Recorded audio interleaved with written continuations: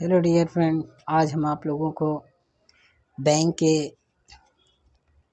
Disclaimer के बारे में बताएंगे कि हमारे देश में कितने बैंक हैं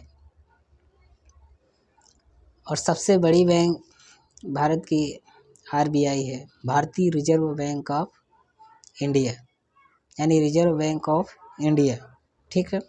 आईएफएससी जो होता है, आईएफएससी कोड, उसका फुल फॉर्म होता है Indian finance system code. Indian finance system code, ये आईएफएससी का कोड होता है। ठीक है। नंबर 1 आता है पीएनबी बैंक।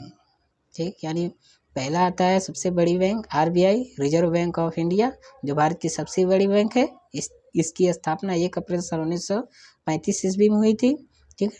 और बाबा साहेब डॉक्टर भीमराव अंबेडकर द्वारा किताब लिखी हुई किताब the problem of the rupee, it's version and solution, ये रुपयों की समस्या और उसका समाधान, ये किताब का नाम है, जो डॉक्टर अंबेडकर द्वारा लिखी गई थी। इस पुस्तक के आधार पर आरबीआई बैंक की स्थापना की गई। ठीक है।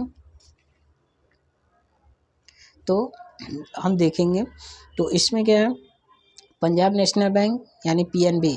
ठीक। नंबर 2 आता है एचडीएफसी बैंक। ठीक। फिर आईसीआईसीआई बैंक। ठीक। फिर Oriental Bank of Commerce, Syndicate Bank, Canara bank.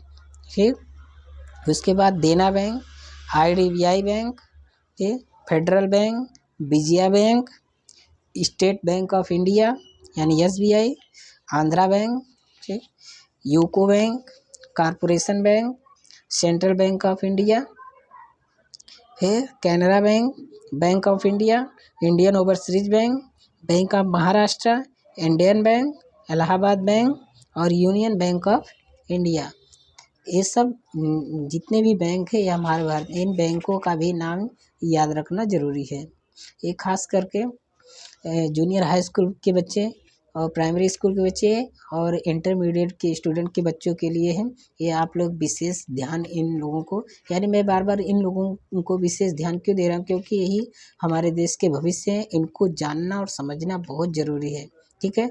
अगर हमारी नींव हुई मजबूत रहेगी तो हमारा मकान भी जो है कि मजबूत तैयार होगा। तो इसलिए बच्चों को तैयार करना बहुत ज़रूरी है। ये तैयार रहेंगे तो आगे देश का भविष्य उज्जवल होगा। ठीक है। ये सब छोटी छोटी चीज़ों का विशेष ध्यान देना है।